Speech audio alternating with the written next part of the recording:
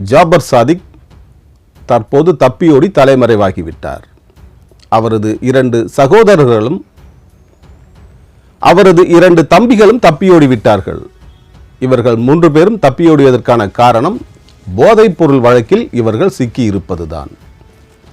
இந்த கும்பல் கடந்த 10 வருடங்களுக்கும் மேலாக போதைப்பொருள் கடத்தலில் ஈடுபட்டு வந்திருக்கிறது. இவர்களுக்கு சர்வதேச அளவில் போதைப்பொருள் கடத்தும் கும்பலோடு தொடர்பு இருப்பதாக NCB அதிகாரிகள் நம்புகிறார்கள். அதற்கான ஆதாரங்களும் சிக்கியிருக்கிறது. குறிப்பாக அரபிக்கடல் மற்றும் வங்கக்கடல் வழியே கடத்தி வரப்படும் போதைப் பொருட்களை இவர்கள் பெற்று அதை பல்வேறு இடங்களுக்கும் பல்வேறு நபர்களுக்கும் கடத்தி சென்று விற்றிருக்கிறார்கள். இதன் மூலம் இவர்கள் 3500 கோடி ரூபாய் சம்பாதித்திருப்பதாக தகவல்கள் தெரிவிக்கின்றன. கடந்த 10 வருடங்களுக்கு மேலாக இந்த போதைப்பொருள் கடத்தல் தொழிலை செய்து வந்திருக்கிறார் ஜாபர் சாதிக். ஜாபர் சாதிக் இதற்காக பல்வேறு நபர்களை பணம் கொடுத்து அவர்களை வசியப்படுத்திவிட்டார். பணத்திற்கு அடிமையான அரசியல்வாதிகளும் சினிமா டைரக்டர்களும் சினிமா நடிகர்களும் இவருக்கு பேருதவி புரிந்திருக்கிறார்கள். குறிப்பாக அவரது உறவினரும் நண்பருமான டைரக்டர் அமீர், டைரக்டர் வெற்றிமாறன், நடிகர் பரோட்டா சூரி, நடிகர் விஜய் சேதுபதி ஆகியோர் NCB அதிகாரிகள் விசாரணைக்கு அழைக்க இருக்கிறார்கள். இதில் பரோட்டா சூரி தான் இப்போது முதலிடத்தில் இருக்கிறார். NCB அதிகாரிகள் விசாரணையில் பரோட்டா சூரி தான் முதலிடத்தில் இருக்கிறார். ஏனென்றால் நடிகரும் டைரக்டருமான அமீர் சென்னையில் பல்வேறு இடங்களில் தொடங்கப்பட்ட ஜாபர் சாதிக்கால் தொடங்கப்பட்ட பல்வேறு நிறுவனங்களுக்கு அவர் பார்ட்னராக போர்ட் ஆஃப் டைரக்டராக இருக்கிறார். அதே போன்று மதுரையில் பல இடங்களில் ஹோட்டல்கள் தொடங்கி இருக்கிறார் பரோட்டா சூரி. பரோட்டா சூரி ஹோட்டல்கள் தொடங்குவதற்கு இந்த போதைப்பொருள் கடத்தல் பணம் பயன்படுத்தப்பட்டிருக்கலாம் என்று சந்தேகிக்கிறது NCB அதிகாரிகள் குழு. நார்கோட்டிக் கண்ட்ரோல் பீரோ என்று அழைக்கப்படும் போதைப்பொருள் தடுப்பு இந்திய போதைப்பொருள் தடுப்பு அமைப்பு இந்த வழக்கை எடுத்து விசாரித்து வருகிறது. பல்வேறு இடங்களில் இவர்கள் அதிரடி ரெய்டுகள் நடத்தி சோதனை நடத்தி பல்வேறு ஆவணங்களை கைப்பற்றி வருகிறார்கள். ஜாபர் சாதிக்கின் சென்னையில் இருக்கும் வீடு இப்போது சீல் வைக்கப்பட்டிருக்கிறது. அங்கிருந்த CCTV கேமராக்களும் பறிமுதல் செய்யப்பட்டிருக்கின்றன. அந்த CCTV ஃபுட்டேஜ்களை ஆராய்ந்து வருகிறது NCB அதிகாரிகள் குழு. போதைப்பொருள் கடத்தல் மன்னன் ஜாபர் சாதிக்கின் வீட்டிலிருந்து பல்வேறு சூட்கேஸ்கள் எடுத்து செல்லப்பட்டிருக்கின்றன. குறிப்பாக தமிழ்நாட்டைச் சேர்ந்த அரசியல்வாதிகள் பலரும், தமிழ்நாட்டைச் சேர்ந்த சினிமா டைரக்டர்கள் பலரும், தமிழ்நாட்டைச் சேர்ந்த சினிமா நடிகர்கள் மற்றும் நடிகைகள் இந்த ஜாபர் சாதிக்கின் வீட்டிலிருந்து பல்வேறு சூட்கேஸ்களை எடுத்து சென்றிருக்கிறார்கள். அது இந்த வீடியோ ஃபுட்டேஜ்களில் தெரிய வந்திருக்கிறது. குறிப்பாக பரோட்டா சூரி தான் பல முறை இந்த சூட்கேஸ்களை எடுத்து சென்றிருப்பதாக தகவல்கள் தெரிவிக்கின்றன. ஜாபர் சாதிக் மற்றும் அவரது சகோதரர்கள் 2 பேரும், அடுத்ததாக டைரக்டர் அமீரும், 3வது குற்றவாளியாக பரோட்டா சூரியும் இருப்பார் என்று சந்தேகம் கொள்கிறது NCB அதிகாரிகள் குழு. பரோட்டா சூரிக்கு என்ன தொடர்பு என்று தொடர்ந்து ஆராய்ந்து வருகிறது இந்த குழு. பரோட்டா சூரி தான் இவர்களுக்கு தொடர்ந்து ஆதரவு தெரிவித்து வந்திருக்கிறார்.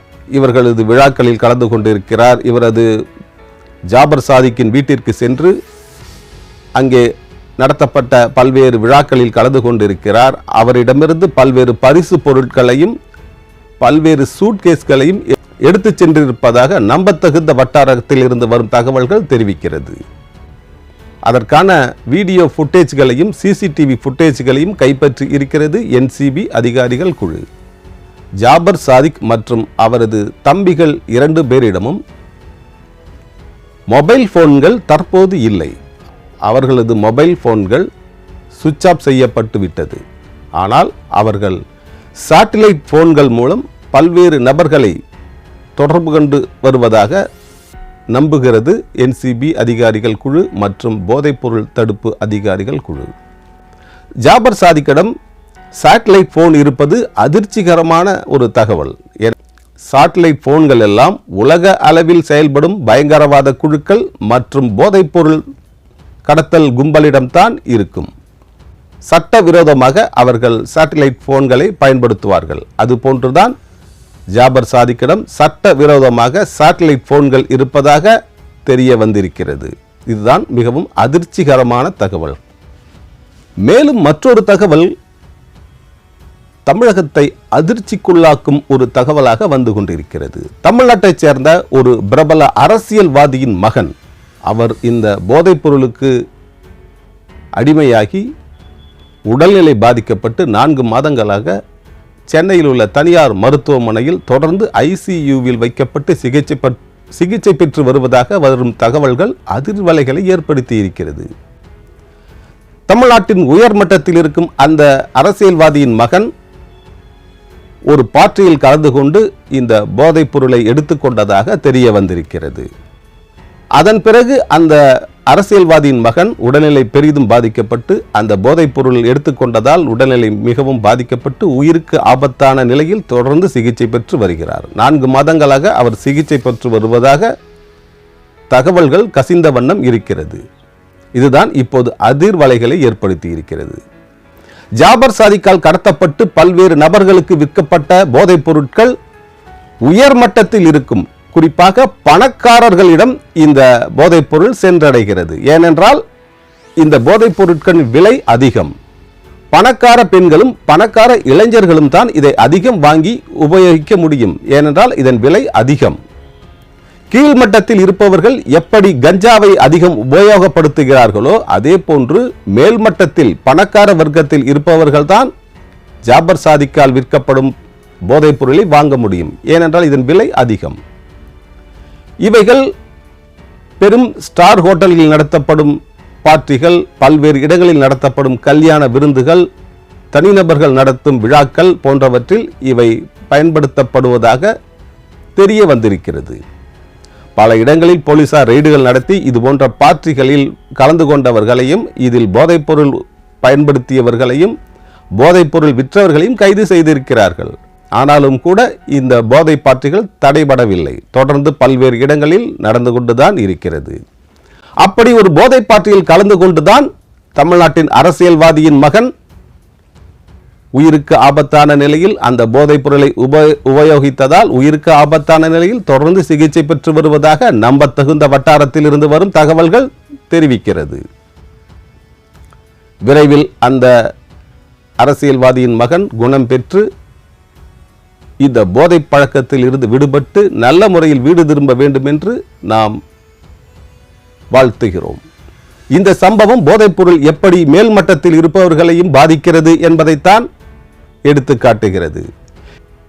கீழ்மட்டத்தில் இருப்பவர்களை கஞ்சா பொருள் மிகவும் பாதிக்கிறது. மேல்மட்டத்தில் இருப்பவர்களை இது போன்ற உயர் ரக அதிக விலை உள்ள போதைப் பொருட்கள் பாதிக்கிறது.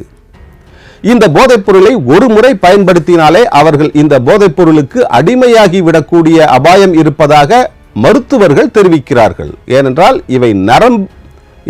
இந்த போதைப் பொருட்கள் நரம்பு மண்டலத்தை உடனடியாக பாதித்து இந்த போதைப் பொருளுக்கு அடிமையாக்கிவிடும். இந்த போதைப் பொருளை பெறுவதற்காக அவர்கள் என்ன வேண்டுமானாலும் செய்யக்கூடிய ஒரு நிலைக்கு தள்ளப்பட்டு விடுவார்கள். குறிப்பாக வெஸ்டர்ன் சொசைட்டியில் இது போன்ற நிலையில் இளைஞர்கள் ஈடுபட்டு விடுவதால், இது போன்ற போதைப் பொருளுக்கு அடிமையாகி விடுவதால் அவர்கள் போதைப் பொருளை வாங்குவதற்காக என்ன விதமான வன்முறையிலும் ஈடுபடுகிறார்கள். பல்வேறு நாடுகளில் இருந்து வரும் தகவல்கள் இதை தெரிவிக்கின்றன. வெஸ்டர்ன் சொசைட்டியில் இருக்கும் ஒரு கலாச்சாரம் இப்போது தமிழ்நாட்டிலும் அந்த கலாச்சாரம் பரவி வந்து கொண்டிருக்கிறது, அதிகமாகிவிட்டது. அதுதான் இந்த அரசியல்வாதியின் மகன் படுத்த படுக்கையாக போதைப் பொருளால் பாதிக்கப்பட்டு படுத்த படுக்கையாக கிடப்பதற்கு ஒரு காரணமாக அமைந்துவிட்டது. இது உயர்மட்டத்தில் இருக்கும் பெற்றோர்களுக்கு ஒரு எச்சரிக்கை மணி. இது போன்ற போதைப் பொருள் தமிழ்நாட்டில் அதிக இடங்களில் கைப்பற்றப்பட்டு பறிமுதல் செய்யப்பட்டு அந்த நபர்கள் கைது செய்யப்பட்டு வருகிறார்கள். இது சர்வதேச கடத்தல் கும்பலால் தமிழ்நாடு பாதிக்கப்பட்டிருக்கிறது. இதில் என்னவென்றால் 2013ஆம் வருடமே இதே போதைப் பொருளை கடத்தியதற்காக இந்த ஜாபர் சாதி கைது செய்யப்பட்டு சிறையில் அடைக்கப்பட்டிருக்கிறார். அது அனைவருக்கும் தெரியாமல் போய்விட்டது. இப்போது போலீசார் அதை கண்டுபிடித்து அந்த எஃப்ஐஆரை எடுத்து வந்திருப்பதாக அதன் நகலை வைத்திருப்பதாக தமிழ்நாடு பிஜேபி தலைவர் அண்ணாமலை பகிரங்கமாக தெரிவித்திருக்கிறார். இதுதான் இப்போது பெரும் அதிர்வலைகளை கிளப்பியிருக்கிறது. இதையெல்லாம் இன்னும் ஆராய்ந்து கொண்டிருக்கிறது டெல்லி போலீஸும் டெல்லி போதைப்பொருள் தடுப்பு போலீஸும். ஜாபர் சாதிக்கோடு சினிமாக்காரர்கள் பலரும் சம்பந்தப்பட்டிருப்பதாக ஆய்வுகள் தெரிவிக்கின்றன. Director Vetrimaaran, director Ameer, comedy நடிகரும் கதாநாயகனுமான பரோட்டா சூரி,